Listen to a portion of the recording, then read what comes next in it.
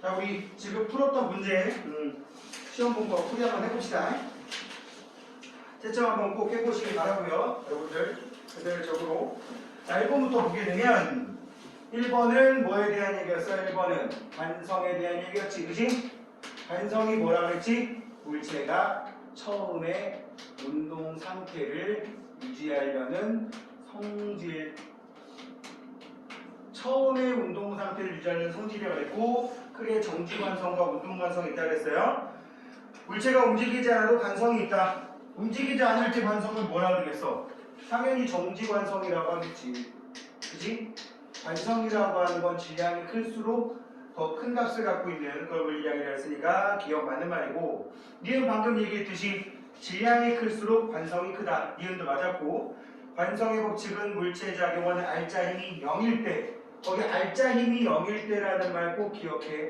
알짜 힘이 0일 때 물체는 계속 정지하던가 아니면 등속 직선 운동을 하려고 하는데, 이때 우리는 정지관성을 갖고 있다, 운동관성을 갖고 있다 이렇게 얘기를 한다고. 정답은 몇 번? 기억니은 디귿 5번이 됩니다. 자, 그 다음에 2번에 관성, 운동량, 충격량에 대한 설명으로 오는 것은 관성의 크기는 속력이 빠를수록 항상 크다. 속력이 빠른데 질량이 거의 0에 가까워. 그럼 관성 같은 거 거의 없다고 보면 돼. 관성의 크기는 질량에 비례한다고 생각하시면 됩니다. 질량에 비례. 속력이 클수록 크다. 이거는 관성이라기보다는 운동량에 대한 얘기지, 그지? 답은 2번. 운동량의 방향은, 운동량 P는 mv라고 했는데, 여기서 운동량의 방향은 질량은 방향성 없는 개념이라고 그랬고, 그지? V가 속력이 아니라 속도라 그랬어. 속도는 뭐라 그랬지? 벡터라고 얘기를 했으니까 속도의 방향과 같다. 정답 2번이고, 운동량의 크기는 질량의 비례. 질량의 비례. 그 다음 네 번째, 힘이 작용하지 않을 때만 관성이 작용한다. 이 말도 틀린 게 뭐야? 힘이 작용하더라도 합력이 0이면, 알짜 힘이 0이라는 얘기는 합력이 0이라는 얘기지 힘이 존재하지 않는다는 뜻이 아니야. 알겠지?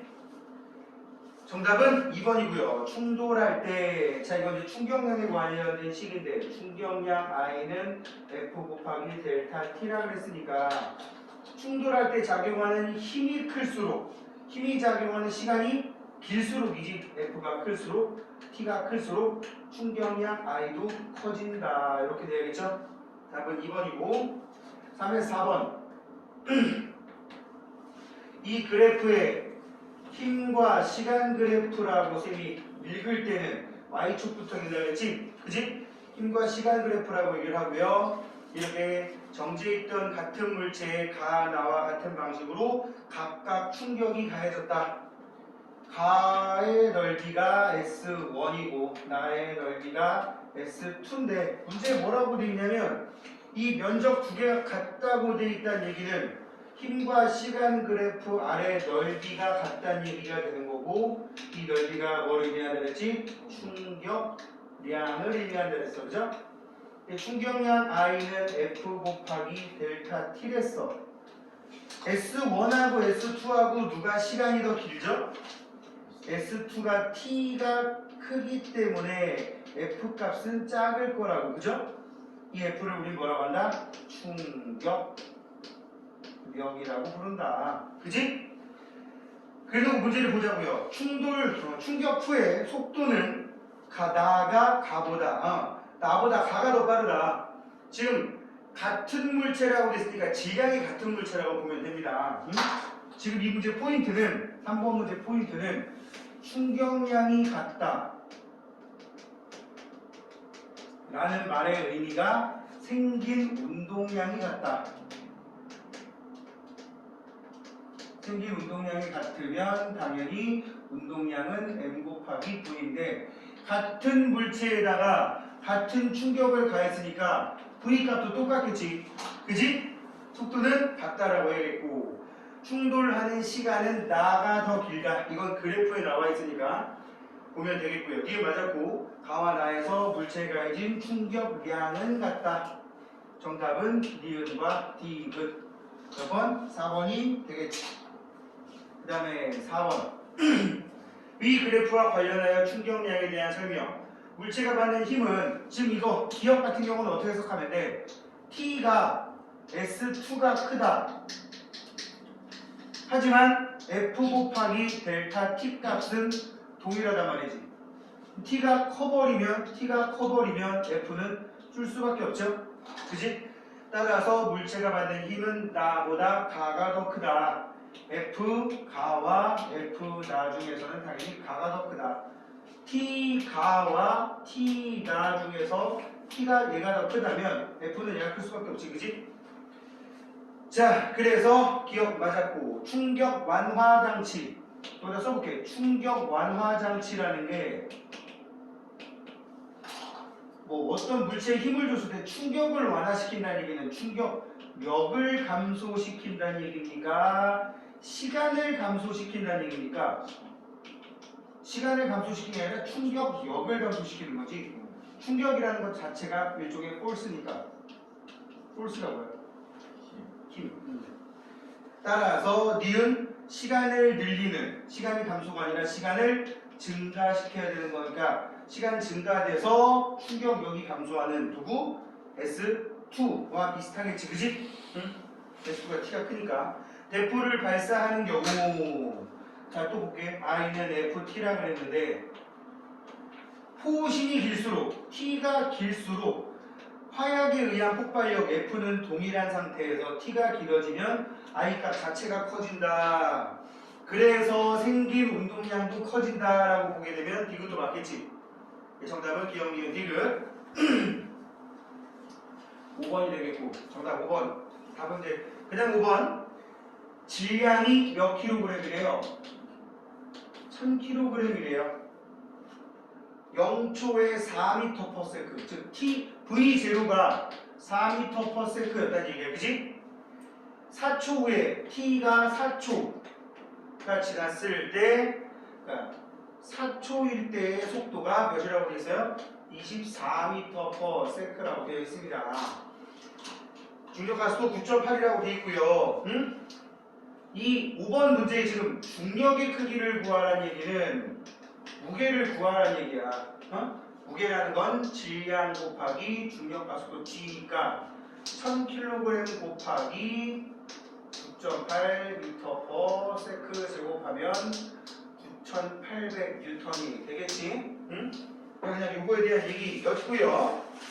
그 다음 문제, 이 자동차의 가속도의 크기를 구하라라는 얘기는, 가속도 얘기는 9번, 가속도 A는 나중 속도 빼기 처음 속도 나누기 흘러간 시간이잖아. 그지? 나중 속도 단위 뺄게 24, 처음 속도 4, 시간이 몇 초 흘렀어? 4초. 따라서 4분의 20이니까 5m/s 제곱이 된다 그랬고, 선생님 이거 계산한 다음에 검도 어떻게 한다 그랬어요? 이거의 의미가 1초가 지나갈 때마다 속력이 5m/s씩 늘어난 걸 의미한다고 했으니까, 아, 처음에 4m/s, 1초 지나면 9, 5 더해서 2초 지나면 14, 3초 지나면 몇이야? 19, 4초 지나면 24. 맞구나. 이렇게 검산하시면 된다고요. 됐지?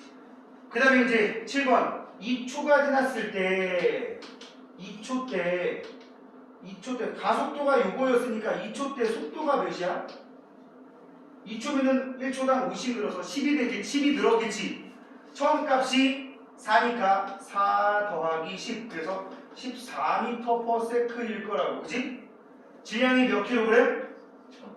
1000kg. 운동량 P는 M 곱하기 V. 몇 나오겠어요? 14000 kg m/s. 정답은 5번이 되겠네. 그지? 여기까지 할만하죠? 그 다음 문제가 뭐예요? 8번. 방금 봤던 문제를 살짝 튜닝한 거야. 마찰이 없는 수평면에서 질량 2kg인 물체 A가 정지에 있는 질량 3kg인 물체 B를 향해 4m/s의 속력으로 운동하는 모습을 나타낸 거다. 그린 나는 충돌하는 동안에 충돌 B가 A로부터 받는 힘의 크기를 구한 거예요. B는 정지해 있었으니까 충격을 받을 만큼 운동량이 생겼겠지. 그지? 충격을 몇을 받았대? 충격을 6뉴턴 세크를 받았대. 충격을 6뉴턴 세크를 받으면 무슨 일이 생기나요? 운동량이 그만큼 생깁니다. 그지? 여기 봐. 8번인데 B가 받은 충격량이 뭐가 되는 거야? B가 받은 충격량이 B에 생긴 운동량이 되는 거야. 위에 게 6뉴턴 세크면 밑에 거는 6kg 미터 퍼 세크가 늘어날 거라고. 그지? 이해가요? 근데 이 녀석 처음에 정지해 있었으니까 B가 갖게 된 운동량 자체가 몇이 되는 거야? 여기 나온 시간 몇 초인지 모르겠으나 그 충돌 후에 여기다 수식어 붙일게. 충돌 후에 B가 갖게 된 운동량이 몇이냐? 이만큼이라고. 질량이 몇 킬로그램? 3kg 곱하기 V를 하면 6kg 미터 퍼 세크가 나온대. 따라서 V는 몇? 2m 퍼 세크가 돼 있을 거라고요. 그지? 네. 그런데 A가 운동량이 처음에 몇이었어? 8이었지, 8. 네. A의 운동량이 8이었단 말이야. 자, 봐봐 여기. 충돌 전 A 혼자 운동량이 8이었어. 그럼 충돌 후에는 A와 B 합을 구하면 얘가 8이 나와야 된다고요. 그지? 운동량 보존에 의해서 무슨 보존? 근데 B가 갖게 된 운동량이 6이랬으니까 A 혼자 충돌 후 A의 운동량은 몇 나와? 그렇지, 2kg 미터 퍼 세크가 나와야겠지. 그지? 자, 봅시다. 충돌 과정에서 A가 받은 충격량의 크기는 6이다. 이건 그래프의 넓이 구하면 되는 거였고, 충돌 후 B의 속력은 몇이에요? 2m per s 맞았지? 이게 맞았고요. A가 4m per s보다 더 큰 속력으로 B와 충돌한다면 B의 속력은 더 증가한다. 맞을까요? 여기 나와 있는 대로 하게 된다면 4m per s의 속력으로 B와 충돌해도 나에 나와 있는 그래프가 6으로 돼 있잖아. 그러니까 지금 이거 디귿은 답이 아닌 게 상식적으로 우리는 맞다고 생각하기 쉬운데 문제에 이 나에 나와 있는 나라고 돼 있죠. 나에 있는 이 그래프가 그대로라면 이거는 차이가 있을 수가 없지. 그대로라는 가정이 없잖아. 아니 그러니까 여기 지금 보면은 충돌 후 A와 B의 B는 동일 직선상이라고 돼 있고 그래프 아래 넓이는 6이라고 되어 있어. 그러니까 지금 다른 조건이 변한다는 말이 없으면 그걸 그대로 가야 되는 거예요. 알았어? 이게 내가 수업 시간에 좀 얘기했던 것 중에 비현실적인 물리. 무슨 말인지 알겠어? 물리를 공부하는 이유는 조건에 맞춰서 해석하는 능력을 한글 이렇게 안 써주냐? 이걸 여러분이 몸에 익히는 거예요. 그러니까 실제로 우리 생활에서 지금 우리 공부하는 중에 동의 속력이 높으면 당연히 B는 충격을 더 받을 것이고, 근데 여기 그런 말이 없잖아. 그건 우리 생각이고, 아무리 내 생각이 합리적으로 이게 당연한 거라고 하더라도 이거 뭐야? 옵션. 이거 옵션이 아니지. 필수. 알았죠? 왜냐면 다른 조건들이 어떻게 되는지 전혀 내 마음대로 해석할 수는 없다는 거지. 공기저항이 더 클 수도 있고, 그렇게 치면은 여기는 지금 공기저항 무시한다고 되어 있는데 디귿과 같은 조건에서 공기저항이 없으리라고 하면 없잖아. 그치? 답은 기억니은? 되니? 9번. 그림은 공이 벽에 충돌한 후에 튕겨나오는 줄거. 튕겨나오는 모습. 튕겨나온다고 되어 있으면 우리가 주의해야 되는 거 뭡니까? 방향이 바뀌었을 때는 속도에다가 부호가 달라졌다는 표시를 꼭 해주자. 뭐가 달라졌다는? 부호가 달라졌다는. 따라서 여기 지금 9번 5kg짜리 공 하나가 이렇게 있는데 이 녀석이 3m/s로 가다가 벽에 충돌한 후에 어떻게 2m/s로 돌아 나왔다라고 돼 있으면 여기다가 마이너스 보를 꼭 붙여주자. 이거를 안 붙이면 틀려버릴 수 있다 그랬지, 그치? 여기에 나와 있는 충돌 전후 운동량의 변화량의 크기는 나중 운동량 빼기 처음 운동량, 나중 운동량 빼기 처음 운동량이라고 했습니다. 나중 운동량 몇입니까? 5kg 곱하기 마이너스 2m/s. 그지? 빼기 처음 운동량 5kg 곱하기 3m/s. 그럼 몇 나와요? 여기는 마이너스 10 빼기 15니까 마이너스 25가 나온다고. 문제에 이 운동량의 변화량의 크기라고 돼 있어. 계산 다 해놓고 여기다가 절대값 씌우라는 얘기야. 계산 과정에다가 선생님 이거 절대값을 씌우고 빼라는 거 아닌가요? 이러면 큰일 나는 거야. 알았지? 정답은 5번이 되겠고, 자 이제 오늘 시험 보는 거의 마지막 10번 문제. 그래프는 또 정지에 있던이라는 얘기는 V0가 0m/s다. 그지? 힘을 시간에 따라 F와 T에 대한 그래프가 나오면 우리는 지금 몇 번 다뤘지만 아래 넓이가 의미하는 게 뭐다? 충격량이다. 처음에 운동량이 빵이었기 때문에 생긴 이 물체에 가한 충격량만큼 뭐가 생긴다? 운동량이 생긴다. 그지? 운동량이 생겼어. 이 넓이가 몇이야 지금? 48에 32 나누기 2니까 16이야 16. 그지? 이 물체 질량이 4kg일 때 힘을 가한 후 4초. 지금 4초 동안 받은 충격량 아니가 6이라 16이란 말이야. 알겠지? 충격량은 생긴 운동량이라고. 4kg 곱하기 V 값도 16이라는 얘기니까 V는 몇 나오죠? 4m/s가 나옵니다. 정답은 1번이 되겠습니다. 됐지? 뭐 점수는 이따가 쓱 물어보도록 할게요. 자 오늘 우리 100페이지 수권, 그 다음에 직권, 생물권, 외권 이렇게 지구 시스템 얘기를 한번 훑어보고 나서 뒤에 나와 있는 그 직권부터 하나씩 들어가는 직권의 변화까지만 가보도록 할 텐데 자 10페이지 된다. 100페이지 지금 이 앞에 94에서 97까지 여러분들에게 홀수번인가 숙제 해오라고 했었어. 기억나요? 풀고 여러분들이 다 그 복습을 했었어야 돼. 지난번에 지구는 시스템으로 되어 있다고 했고요. 지구 시스템, 그지?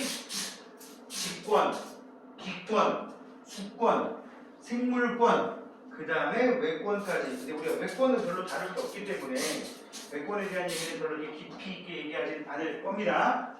그래서 지난번에 기권 얘기했지? 지구 지표면 위부터 공기가 존재하는 층, 맥시멈으로 얘기하면 대략 1000km에 이르는 부분이라고 볼 수가 있겠고, 높이에 따른 기온 변화에 따라서 대륙권, 성층권, 중간권, 열권이라고 구분한다고 했습니다. 기억납니까?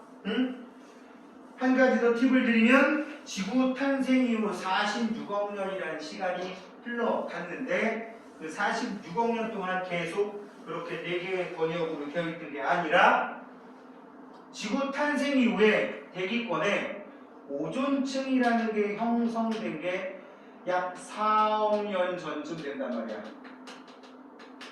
오존층이 형성된 게 4억 년 전. 그러니까 지구 탄생이 약 46억 년 전에 있었다고 치고, 그 다음에 뭐 기권이 형성된 거는 한 40억 년 전이라고 해도 됩니다. 직권이 생기고 그게 식어서 기권이 만들어졌기 때문에 기권이 형성되면 한 40억 년 전쯤 되는데 현재와 같은 성분이 아니었던 거야. 현재와는 완전 다른. 대기 중에 있는 게 뭐냐? 메테인, 암모니아, 그 다음에 뭐 수소도 있었고요. 그 다음에 뭐 많진 않았지만 그 다음에 있었던 게 수증기 많고요. 지금 딱 보면은 오늘날에 있는 대기 성분하고 비슷한 거는 질소 정도밖에 없어. 지금보다 일단 기권의 농도가 한 10배에서 20배, 뭐 학자들에 따라서 많게는 100배 이상 더 공기가 진했다. 지금 금성과 비슷한 상황이었다라고 하는데 요거와 요거 빼고 나면은 물론 요거야 지금 지구에 있긴 있지만 이런 애들 없지 거의. 어? 물론 뭐 소가 트리브는 나오겠지. 암모니아도 거의 없을 수는 없겠지만 이런 것들의 존재감이 지금은 거의 없는데 얘네들이 다수였단 말이야. 응? 물론 여기 있는 여기 있는 요 메테인의 탄소가 지구상의 유기물을 구성하는 탄소의 근원이 되었다. 여기 있는 질소가 단백질을 구성하는 성분에 들어있는 그런 질소의 근원이 되었다. 이렇게 얘기를 하지만 이런 대기를 현재와는 다른 대기, 환원성 대기라고 부르는데 이런 거였단 말이야. 그랬는데 우리가 알고 있는 오늘날과 같은 대기는 언제부터 오늘날처럼 생겼느냐? 오늘날처럼 구성이 시작된 거는 대략적으로 25억 년 전부터 시작됐다고. 그리고 오존층이 형성되면서 여기 나왔듯이 오존층이 약 4억 년 전. 4억 년 전이면 이때에서 얼만큼의 시간이 흐른 거야? 거의 42억 년 정도 흐른 거야. 그지? 지금으로부터 현재로부터 4억 년 전쯤이면 지구가 생기고 나서 42억 년이 지난 시점인 거야. 이때 아까도 말했지만 오존층이 형성되면서 대기권이 우리가 알고 있는 그 4개의 층 있지. 대륙권, 성층권, 중간권, 열권. 그지? 요렇게 나눠지게 된 게 이때 와서란 말이야. 이때 와서. 그 전까지는 어땠냐? 이렇게 돼 있어. 우리가 알고 있는 그 성층권 꼭대기까지, 성층권이란다. 중간권 꼭대기까지 대략 지상에서 100km 이르는 데까지는 기온이 쭉 떨어지고 그 다음은 외권의 영향을 직접적으로 받아서 기온이 올라가는 층. 두 개로 돼 있다가 중간에 오존층이 자외선을 흡수하는 바람에 온도가 올라가는 성층권이 형성된 거라고. 까지 알고 계시자고 지금 얘기를 해봤고요. 이 기권의 역할 뭐 있지?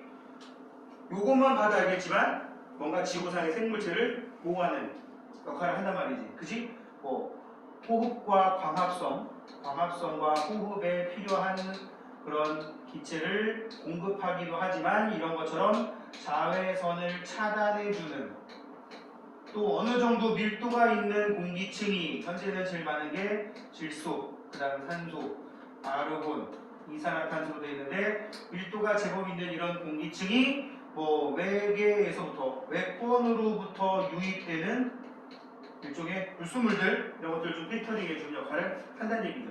대기권에서 태워버린다든지 아니면은 뭐 최소한 다 태워버리지 못하더라도 작게라도 만들겠지. 그지?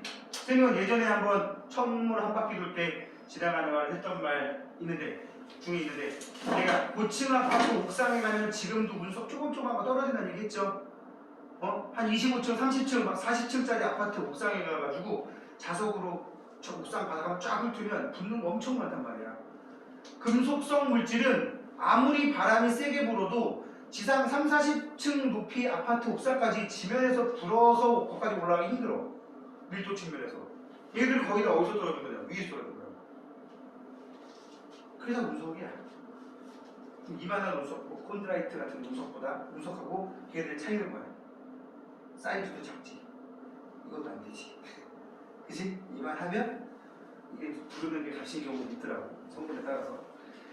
자, 거기 써있듯이 자외선 차단, 온실 효과. 여기서 말하는 온실 효과는 적당한 온실 효과입니다. 지구가 대기가 없다면 지구 정도, 태양에서부터 약 1억 5천만 킬로미터 떨어져 있는 지구 정도의 거리에서는 평균 기온이 영하 18도에서 영하 한 19도 정도였을 것이다. 계산상. 그런데 현재 지구 평균 기온은 이게 아니라 약 15도씨 정도 된단 말이지. 이게 뭐 때문이야? 이런 대기 성분들 때문에. 자, 이제 수권으로 가봅시다. 수권. 지구상의 수권은 이런 대기권에 있던 수증기가 응결해서 내린 비, 응결해서 생긴 구름에서 내린 비, 쌤이 얘기했지, 한 시간당 80에서 100ml 이상, 물론 이거보다 더 많은 양일 수 있지만 평균적으로 이 정도의 비, 이 정도면 거의 장대비 수준이야. 이 정도의 비가 한 4,000년 정도 계속 지속해서 내리면 현재 지구상의 바다와 지구상의 모든 물을 구성할 만큼 된다고 합니다. 알았지? 그래서 여기 나와 있는 해수, 빙하 써있는데 이게 그 근원인 거야. 응? 봅시다. 책을 해수, 빙하, 지하수, 강과 호수 등의 지구에서 분포하는 물을 수권이라고 하는데 해수와 육수로 구분되며 육수, 가로치고 담수, 그리고 해수가 거의 97% 이상을 차지하고요. 해수가 거의 97.2%인가 이 정도 차지하고, 그 다음에 육수, 담수라고 불리는 녀석이 대략 한 2.8% 정도 차지하는데, 이 중에서도 한 2.1%, 이거 중에서도 한 2.1%는 거의 대다수지, 그지? 이게 뭐야? 빙하야, 빙하. 그래서 보통 지하수라든지 하천수라든지 아니면 이제 호소수라는 말도 씁니다. 가끔 선생님들 중에서 내가 미리 예고한다. 이거 보고 선생님들이 야, 이거 책 못하났다. 호수물이니까 호수수가 맞아 라고 하는 사람이 있는데 그 선생님들은 국어가 안 되는 선생님입니다. 호수 호자에 연못 소자 써가지고 합쳐서 호수와 연못을 합쳐서 얘기하는 거예요. 혹시라도 학교 선생님이 이거 보고 못하라고 하면 그 선생님한테 말싸움에서 이길 수 있으면 딱 얘기하고, 아니면 그때 학원에서 펼티가 얘기했던 그 선생님이네 라고 생각하시면 됩니다. 알았지? 이게 오타가 아니에요. 나도 확인해봤단 말이에요. 연못 숫자, 호수와 연못을 합친 이게 한 0.7% 수준밖에 안 된다고. 그지? 2.8 중에 2.1이 빙하면은 0.7 남은 게 이건데, 이 0.7 중에서도 거의 0.5가 넘는 비율이 얘야. 내 말은 뭐냐면 하천수하고 호수의 수 합쳐봤자 지구상에서 이것도 안 돼. 근데 이것도 또 뭐냐? 대기 중에 수증기 빼고 얘기하는 거야. 여기다 수증기 여기저기 좀 나눠먹으면 사실 이것도 안 된다는 얘기지. 앞에 쓰라고. 알았죠? 자, 수권의 구조 얘기했고요. 수권의 층상구조, 여기서 층상구조는 주로 해수의 층상구조를 나타냅니다. 왜냐? 수권의 대부분이 뭐라 그랬어? 해수라고 그랬으니까 해수의 층상구조, 깊이에 따른 구조를 말하는데 그게 혼합층, 그 다음에 수온약층, 심해층이라고 합니다. 처음 듣는 거 아니죠? 이거 그렇게 어려운 내용 아니니까. 햇볕을, 태양 복사 에너지를 직접 받아서 가장 온도가 높은 층을 혼합층이라고 하고, 햇빛의 영향에서 벗어나면서 수온이 급격하게 낮아지는 층, 수온약층. 심해층은 깊이에 따른 수온 변화가 거의 없는 매우 깊은 어두운 바다를 말하고요. 해수의 층상 구조를 온도와 수심에 따라서 그래프를 대략적으로 그리면 이렇게 나옵니다. 그치? 여기까지가 무슨 층이 된다? 혼합층. 여기까지가 대략적으로 수온약층, 심해층 정도 되는데 대략 100m 내외, 그 다음에 보통 한 수심 한 300~400m, 한 400m라고 나올게. 그리고 대충 여기 정도가 5도씨 정도 된다고 보시면 돼요. 그리고 심해층의 바닷물만 보면 여기가 적도의 심해층인지 북극의 심해층인지 남극의 심해층인지 구분 안 됩니다. 알았지? 그러니까 북극 수심 1000m나 적도 근처 바다 수심 1000m나 차이가 없어. 알았지? 거기 있으면 내가 북극에 있는지 적도 밑바닥에 있는지 몰라. 여기 있어야지, 여기 있어요. 그리고 무지하게 잘 물어보는 것 중에 하나가 이 혼합층의 표층 온도에 영향을 주는 거는 저위도냐, 중위도냐, 고위도냐. 자, 더운 데냐, 적당한 데냐, 추운 데냐. 이게 표층 온도를 결정하고 또 똑같은 중위도라도 여름이냐 겨울이냐에 따라서 표층 온도 달라질 수 있겠지. 그 다음 두 번째, 여기서 동그라미 쳐놓은 이 혼합층의 두께와 관련된 이 두께에 영향을 주는 거, 바람이 많이 부는 동네냐, 바람이 많이 부는 계절이냐 하고 또 관련있겠죠. 그지? 그리고 수온약층의 경우는 두 개의 층으로 굳이 구분한다면 아래층이 차갑고 밀도가 크고 위의 층이 따뜻하고 밀도가 작기 때문에 여기 밀도가 크고 여기 밀도가 작아서 올라갈 일이 없어, 내려올 일이 없어, 그지? 매우 안정해서 밑에 있는 심해층과 위에 있는 혼합층의 물질과 에너지 교환을 차단하는 그런 층이다 라고도 얘기를 합니다. 매우 안정, 여기 안정이라고 써있지? 책 볼까요? 혼합층, 태양 복사 에너지를 흡수하여 수온이 높고 바람에 의해 혼합되어 수온이 일정한 층을 혼합층이라고 합니다. 그지? 바람이 강할수록 혼합층이 두껍다는 거 명심하시고, 수온 약층, 깊이가 깊어질수록 수온이 급격하게 낮아지는 안정한 층, 그래서 위에 있는 혼합층과 밑에 있는 심해층의 물질과 에너지 교환을 차단하는 역할을 한다고 했어요. 심해층은 태양 복사 에너지가 도달하지 않아 수온이 낮고 일반적으로 5도씨 이하고요. 수온 변화가 거의 없다. 이런 수권의 역할, 해양 생물에게 서식 공간과 물질을 제공하고, 그지? 태양으로부터 열에너지 흡수, 또 열에너지를 분산시킨데 저위도에 남는 에너지를 해류 등의 그런 물질의 운동, 물의 운동을 통해서 극지방 쪽으로 에너지를 전달해주긴 한단 말이야, 추운 데로. 그래서 지구가 북극, 남극은 춥고 적도는 더운데도 계속 더워지거나 계속 추워지지 않는 이유가 이런 에너지를 여러 곳으로 분산시키는 그런 작용 때문에 그렇다고요. 주로 기상현상과 해수의 이동, 그러니까 바다나 대기에서 일어나는 그런 움직임들이 그것들의 이동에 관여된 물질 순환이란 말이야. 또 지형을 변화시키기도 하죠. 해양 지형 깎아버리기도 하고, 그지?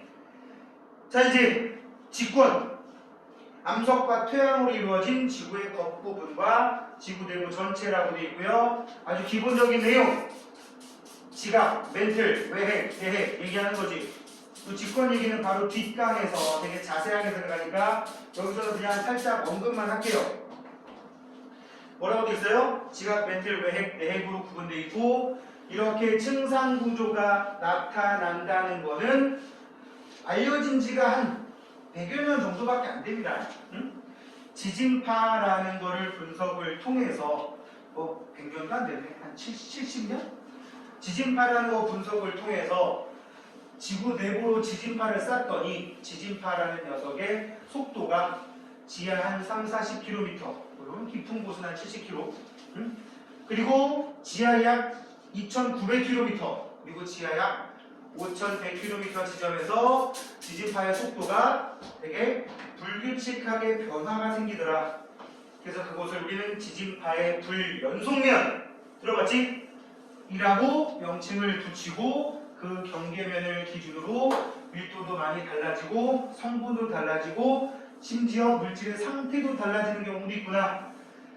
그래서 지각, 멘틀, 외핵, 내핵이라고 붙였다고. 그지? 지각은 고체 상태 규산형 물질, 지구의 겉부분, 대륙 지각, 해양 지각으로 구분되고, 멘틀은 고체 상태 규산형 물질, 일부는 유동성에다가 써. 연약권. 무슨 권?